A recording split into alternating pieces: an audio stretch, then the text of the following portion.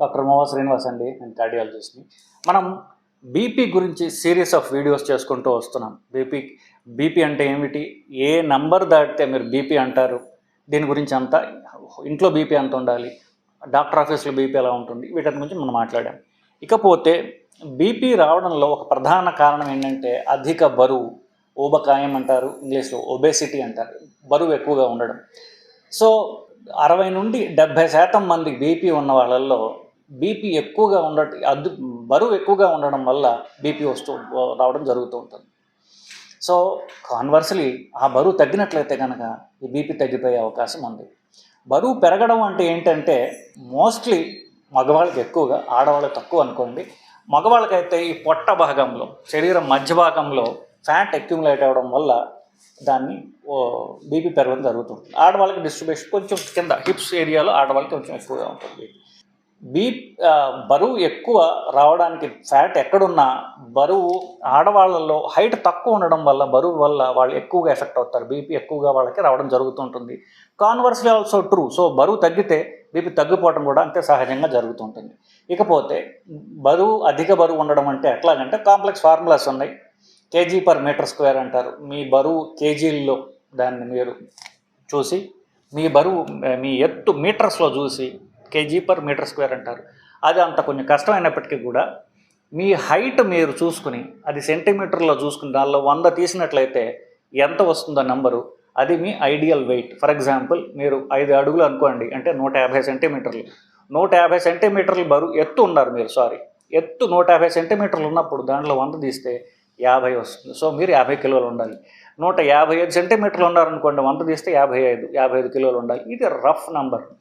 ఇంకా సింపుల్గా చెప్పాలంటే మీ మగవాళ్ళల్లో ప్యాంట్ సైజు, మీ నడుము కొలత 40 ఇంచుల కంటే ఎక్కువ ఉన్నట్లయితే కనుక, ఆడవాళ్ళల్లో 36 ఇంచుల కంటే ఎక్కువ ప్యాంట్ సైజు ఒకళ్ళు ప్యాంట్లు వేసుకుంటే మీరు లేకపోతే టేప్తో చూసుకోవచ్చు. ఇలా 36 ఇంచుల ఆడవాళ్ళల్లో 40 ఇంచులు మగవాళ్ళల్లో కనుక ఉండేట్లయితే, అంతకన్నా ఎక్కువ ఉన్నట్లయితే దీన్ని ఊబకాయము అంటారు. దీని వలన బీపీ వచ్చే అవకాశం ఉంటుంది. మిగతా తర్వాత చూసుకుందాం. మనం ఇవాళ ఒబేసిటీ వల్ల బీపీ రావడం గురించి మాట్లాడదాం. ఇప్పుడు బీపీ తగ్గించుకోవాలంటే 10 మిల్లీమీటర్ల బీపీ మీరు తగ్గించుకోవాలంటే, ఫర్ ఎగ్జాంపుల్ ఇప్పుడు ఇది ముఖ్యంగా బీపీ ఉన్న వాళ్ళకి, బీపీ రాబోతున్న వాళ్ళకంటే, ఒకవేళ బీపీ 120 నుండి 140 మధ్యలో ఉందనుకోండి, దీన్ని ప్రీ హైపర్ టెన్షన్ అంటారు. బీపీ వచ్చే అవకాశం ఉంది, ఇప్పుడు లేదు, మీకు 5 ఏళ్లకో 4 ఏళ్లకో బీపీ రావచ్చు అంటాం. సో ప్రీ హైపర్ టెన్షన్ అంటాం. వీళ్ళకి అట్లాగే ఆల్రెడీ బీపీ ఉన్న వాళ్ళకి మీకు 10 మిల్లీమీటర్ల బీపీ మీరు తగ్గించుకోవాలి అంటే 14 కిలోల బరువు తగ్గాలి మీరు. అలాగే 14 గ్రాముల ఉప్పు మీరు రోజు కనుక తక్కువ తీసుకోవాలి. ఈ 2 చేసినట్లయితే 10 మిల్లీమీటర్ల బీపీ మీరు తగ్గించుకోగలరు. సో మళ్ళీ చెప్తున్నా, 14 కిలోల బరువు, 14 గ్రాముల రోజుకి ఉప్పు మీరు తగ్గించుకుంటే 10 కిలోల బరువు మీరు తగ్గే అవకాశం ఉంది. ఇది 2 నెలలు పట్టచ్చు, 3 నెలలు పట్టచ్చు, బట్ ఆ దిశగా మీరు ప్రయాణం చేయాలి. ఎందుకు? ఇది మీరుగా జబ్బుగా రిస్క్గా వచ్చినటువంటి బీపీ కాదు, మీరు తెచ్చుకున్నటువంటి బీపీ. ఇది మనం బరువు ఎక్కువగా ఉండడం వల్ల వచ్చినటువంటి బీపీ బరువు వల్ల వచ్చిందనుకోండి, జస్ట్ బీపీతోనే కాదు, జాయింట్స్ మీద ప్రాబ్లం. ఎందుకంటే బరువు ఎక్కువైతే నీ జాయింట్స్ బరువు అంతా మొయ్యాలి కాబట్టి జాయింట్స్ దెబ్బతినే అవకాశం కూడా ఉన్నది. సో బీపీకి, సాల్ట్కి, బరువుకి ఇది అన్నమాట లింక్ బేసికలీ. సో దీన్ని తగ్గించడం ఎలాగా? బరువు తగ్గితే తగ్గుతుందని చెప్పాం కదా.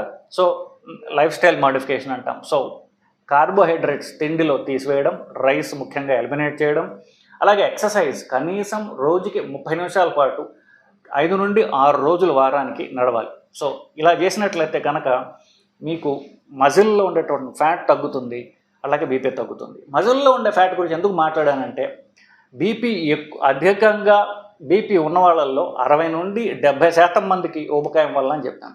అంటే ఫ్యాట్ ఉన్నవాళ్ళు 60-70% మంది ఈ ఫ్యాట్ ఎక్కువగా ఉండటం వల్ల బీపీ ఎక్కువగా ఉంటుందని చెప్పాను. అంతేకాకుండా సన్నగా ఉండే వాళ్ళల్లో కూడా, అంటే ఎవరైతే లావుగా ఉండరో సన్నగా ఉండే వాళ్ళల్లో బీపీ అనుకున్నాం కదా, వాళ్ళలో కూడా 50 నుండి 70% మందికి ఈ ఇన్సులిన్ రెసిస్టెన్స్, అంటే కండలో మజిల్స్లో ఉన్నటువంటి ఫ్యాట్ ఉండడం వల్ల బీపీ పెరుగుతుంది అనేది స్టడీస్లో ఉంది. సో లావుగా ఉన్న వాళ్ళే కాదు, సన్నగా ఉన్న వాళ్ళకి కూడా బీపీ ఉన్నట్లయితే మీరు ఎక్సర్సైజ్ చేయడం ద్వారా మీరు బీపీ తగ్గించుకోవచ్చు. మీ బీపీ మందుల్ని పక్కన పడేసే అవకాశం ఉంటుంది.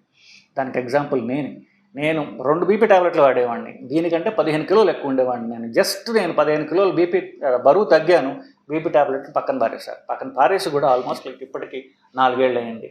జస్ట్ బరువు తగ్గడం ద్వారా 2 బీపీ టాబ్లెట్ని ఎలిమినేట్ చేయగలిగాను నేను. సో లావుగా ఉన్న వాళ్ళే కాదు, సన్నగా ఉన్న వాళ్ళకైనా సరే బీపీ ఉన్నప్పుడు మీరు ఎక్సర్సైజ్ చేయడం ద్వారా మీరు మీ మెటబాలిజంని ఇంప్రూవ్ చేసుకోగలరు, బీపీ తగ్గించుకోవచ్చు, బీపీ ట్యాబ్లెట్ల నుంచి తీసేయగలరు. ఇది ట్యాబ్లెట్లు లేకుండా బీపీ నుండి మీరు దూరం చేసుకోవడానికి ఇది మాత్రమే మార్గం. ఎక్సర్సైజ్ మాత్రమే మార్గం. ఎక్సర్సైజ్ చేయండి, కండలో ఫ్యాట్ తగ్గించుకోండి, తద్వారా బీపీ నుండి మీరు దూరం అయ్యే అవకాశం ఉన్నదండి. Thank you.